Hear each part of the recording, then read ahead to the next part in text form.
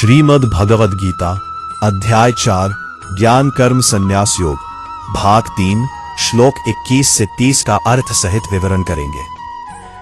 क्या आप जानते हैं हर कर्म को यज्ञ बनाया जा सकता है। जब कर्म समर्पण से किया जाता है वही यज्ञ बन जाता है।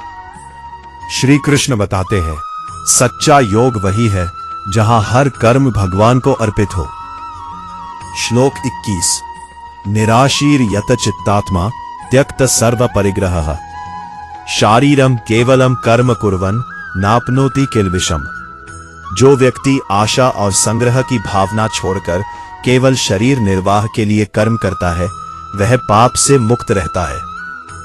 श्लोक 22 यदृच्छा लाभ संतुष्टो द्वंद्वातीतो विमत्सरः समः सिद्धाव सिद्धाव च कृत्वापि न निबध्यते।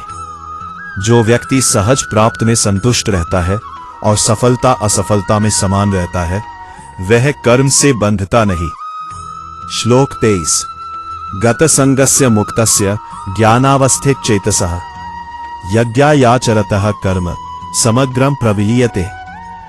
जिस व्यक्ति की आसक्ति समाप्त हो चुकी है और जो यज्ञ भाव से कर्म करता है उसके कर्म नष्ट हो जाते हैं।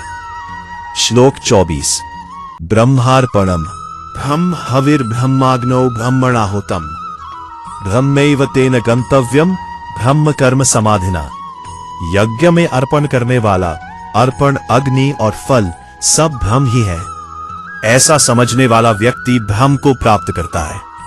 श्लोक 25 दैवमेव परे यज्ञम योगिनः पर्युपासते ब्रह्माग्नाव परे यज्ञम यज्ञनैवोपजुह्वति।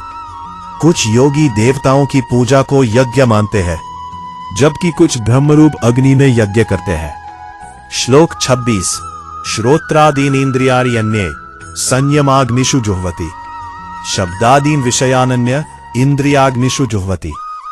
कुछ लोग इंद्रियों को संयम रूपी अग्नि में अर्पित करते हैं और कुछ विषयों को इंद्रियों की अग्नि में। श्लोक 27 सर्वाणि इंद्रिय कर्माणि प्राण कर्माणि च आपरे आत्म संयम योगाग्नौ जुह्वति ज्ञान दीपिते। कुछ लोग सभी इंद्रियों और प्राणों के कर्मों को आत्म संयम रूपी अग्नि में अर्पित करते हैं।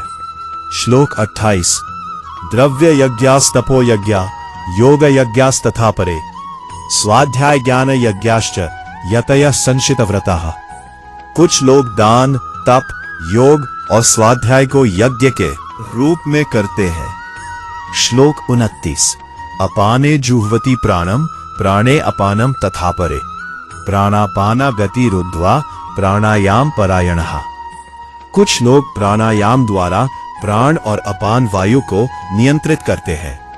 श्लोक 30 अपरे नियतहारः प्राणान प्राणेषु जुह्वति सर्वेप्यते यज्ञविदो यज्ञक्षपित कल्मषः।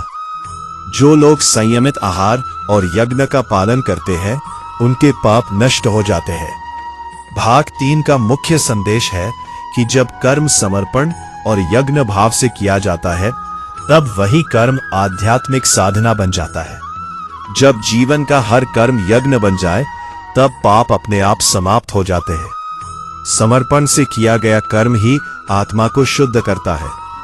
अगले भाग में जानेंगे ज्ञान की अग्नि कैसे सभी कर्मों को भस्म कर देती है। जय श्री कृष्ण।